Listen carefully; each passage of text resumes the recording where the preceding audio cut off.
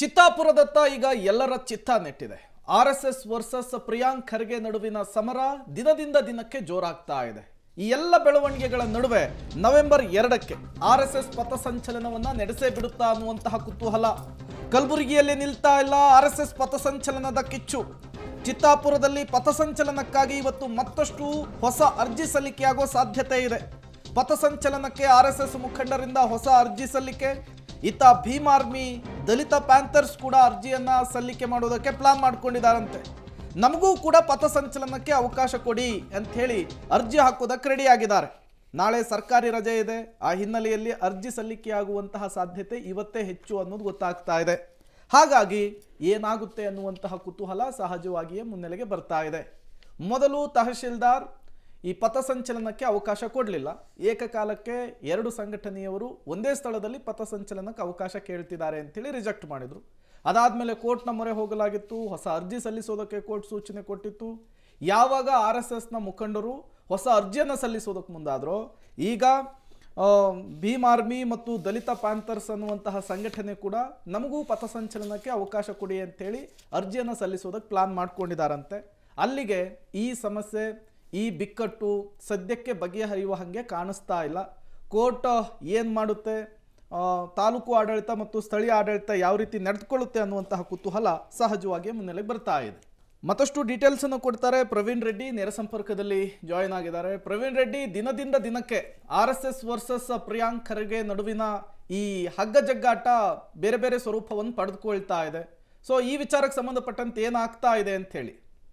ಹೌದು ಪ್ರೇಮ್, ಏನಂದ್ರೆ ಕಲಬುರಗಿಯ ಚಿತ್ತಾಪುರದಲ್ಲಿ ನಡೆಯಬೇಕಿದ್ದಂತ ಅಕ್ಟೋಬರ್ 19ರಂದು ನಡೆಯಬೇಕಿದ್ದ RSS ಕಾರ್ಯಕ್ರಮವನ್ನ ಕಾರಣಾಂತರಗಳಿಂದ ಕಾನೂನು ಸುವ್ಯವಸ್ಥೆ ಅಡಿಯಲ್ಲಿ ಅಂದ್ರೆ ಸಮಸ್ಯೆ ಆಗುತ್ತೆ ಅಂತ ಅವತ್ತು ಏನಂದ್ರೆ ಅನುಮತಿ ಕೊಡಲಿಲ್ಲ. ಅದಾದ ಬಳಿಕ ಮುಂದುವರೆದ ಭಾಗವಾಗಿ ಚಿತ್ತಾಪುರದಲ್ಲಿ RSS ವರ್ಸಸ್ ಪ್ರಿಯಾಂಕ್ ಖರ್ಗೆ ಒಂದು ಸಮರ ಈಗ ಮುಂದುವರೆದಿದೆ.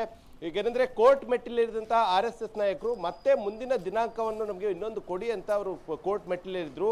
ಸೊ ಈಗ ಏನಂದ್ರೆ ಇವತ್ತು ಕೂಡ ಕಲಬುರಗಿಯ ಜಿಲ್ಲಾಡಳಿತಕ್ಕೆ ಏನಂದ್ರೆ ಮತ್ತಷ್ಟು ಅರ್ಜಿಗಳು ಸಲ್ಲಿಕೆ ಆಗುವಂತ ಎಲ್ಲ ಚಾನ್ಸಸ್ ಇದೆ. ಯಾಕಂದ್ರೆ ಈಗಾಗಲೇ ಕೋರ್ಟ್ ಸ್ಪಷ್ಟವಾಗಿ ಹೇಳಿದೆ, ಅಕ್ಟೋಬರ್ 24ಕ್ಕೆ ನಾನು ಈ ಪ್ರಕರಣವನ್ನು ವಿಚಾರಣೆ ಮಾಡ್ತೀನಿ.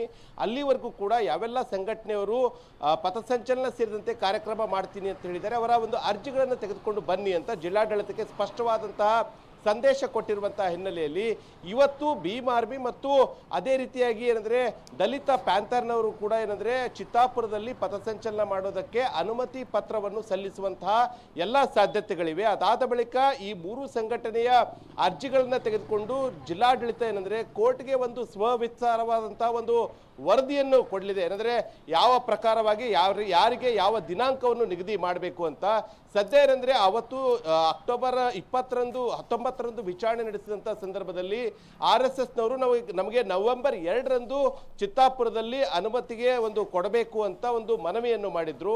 ಸೊ ಇವತ್ತು ಮತ್ತೆ 2 ಅರ್ಜಿಗಳು ಸಲ್ಲಿಕೆ ಆಗ್ತಾ ಇರೋದ್ರಿಂದ ಈ ಎಲ್ಲಾ ಅರ್ಜಿಗಳ ವಿಚಾರಣೆಯನ್ನ ಅಕ್ಟೋಬರ್ 24ಕ್ಕೆ ಕಲಬುರಗಿಯ ಹೈಕೋರ್ಟ್ ಪೀಠದಲ್ಲಿ ನ್ಯಾಯಾಧೀಶರು ವಿಚಾರಣೆ ನಡೆಸಿ ಪ್ರತಿಯೊಂದು ಸಂಘಟನೆಗೂ ಕೂಡ ಒಂದೊಂದು ದಿನಾಂಕವನ್ನು ನಿಗದಿ ಮಾಡುವಂತಹ ಎಲ್ಲ ಸಾಧ್ಯತೆಗಳಿವೆ. ಪ್ರವೀಣ್, ಈಗ ನವೆಂಬರ್ 2ನೇ ತಾರೀಕು ಶತಾಯಗತಾಯ ನಾವು ಪಥಸಂಚಲನ ಮಾಡಲೇಬೇಕು ಅಂತ ಹೇಳಿ RSS ನಿರ್ಧರಿಸಿದೆ. ಅದಕ್ಕೆ ಬೇಕಾದಂತಹ ಸಿದ್ಧತೆಗಳನ್ನು ಕೂಡ ಮಾಡ್ಕೊಳ್ತಾ ಇದೆ. ಈಗ ಭೀಮಾ ಆರ್ಮಿ ಆಗಿರಬಹುದು, ಬೇರೆ ಬೇರೆ ಸಂಘಟನೆಗಳು ಕೂಡ ನಮ್ಗೆ ಪಥಸಂಚಲನಕ್ಕೆ ಅವಕಾಶ ಕೊಡಿ ಅಂತ ಹೇಳಿ ಮನವಿ ಮಾಡ್ಕೊಳ್ತಾ ಇರೋದು, ಅದಕ್ಕೆ ಏನಾದರೂ ತೊಡಕಾಗಬಹುದಾ ಅಂತ ಹೇಳಿ.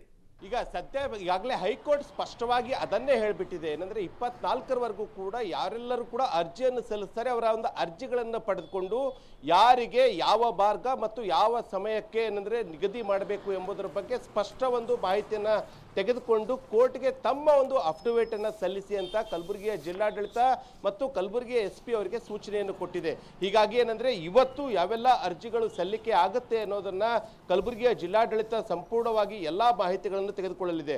ಅದರಲ್ಲೂ ಕೂಡ ಈಗ ದಲಿತ ಪ್ಯಾಂಥರ್ ಯಾವ ರೀತಿಯಾಗಿ ಪಥಸಂಚಲನವನ್ನು ಮಾಡುತ್ತೆ, ಎಷ್ಟು ಜನ ಭಾಗಿಯಾಗ್ತಾರೆ ಮತ್ತು ಯಾವ ಮಾರ್ಗದಲ್ಲಿ ಆ ಒಂದು ಪಥಸಂಚಲನ ನಡೆಯುತ್ತೆ ಎಂಬುದರ ಬಗ್ಗೆ ಸಂಪೂರ್ಣ ಮಾಹಿತಿ ಪಡೆಯಲಿದೆ. ಅದೇ ರೀತಿಯಾಗಿ ಭೀಮ್ ಆರ್ಮಿ ಕೂಡ ಅದಕ್ಕೂ ಕೂಡ ಒಂದು ಪ್ರತ್ಯೇಕವಾದಂತಹ ದಿನಾಂಕ ಮತ್ತು ಎಷ್ಟು ಜನ ಭಾಗಿಯಾಗ್ತಾರೆ ಎಂಬುದರ ಸಮಗ್ರ ಮಾಹಿತಿಗಳನ್ನು ಈಗ ಕಲಬುರಗಿಯ ಜಿಲ್ಲಾಡಳಿತ ಇವತ್ತು ಪಡೆಯಲಿದ್ದು, ಅದಾದ ಬಳಿಕ ಕಲಬುರಗಿಯ ಜಿಲ್ಲಾಧಿಕಾರಿ ಮತ್ತು SP ಅವರು ಕುಳಿತುಕೊಂಡು ಈ 3 ಸಂಘಟನೆಗೆ ಯಾವ ದಿನಾಂಕವನ್ನ ನಿಗದಿ ಮಾಡಿದ್ರೆ ಸೂಕ್ತ ಸೂಕ್ತ ಎಂಬುದರ ಬಗ್ಗೆ ಸಂಪೂರ್ಣವಾದಂತಹ ಸ್ಟಡಿ ಮಾಡಿಕೊಂಡು ಕಲಬುರಗಿಯ ಒಂದು ಹೈಕೋರ್ಟ್ ಪೀಠಕ್ಕೆ ಅಕ್ಟೋಬರ್ 24ಕ್ಕೆ ತಮ್ಮ ಒಂದು ನಿಲುವನ್ನು ಸ್ಪಷ್ಟಪಡಿಸಲಿದ್ದಾರೆ. ಅದಾದ ಬಳಿಕವೇ RSS ಏನೋ ಈಗ ನವೆಂಬರ್ 2ಕ್ಕೆ ಕೊಡಿ ಅಂತ ಮನವಿ ಮಾಡಿದೆ. ಬಹುತೇಕ ಕೊಡುವಂತಹ ಚಾನ್ಸಸ್ ಇದೆ, ಬಟ್ 24ಕ್ಕೆ ಅದರ ಅಂತಿಮ ತೀರ್ಪು ಬರುತ್ತೆ. Prem. Okay, thank you Praveen Reddy ತಮ್ಮೆಲ್ಲ ಮಾಹಿತಿಗಾಗಿ.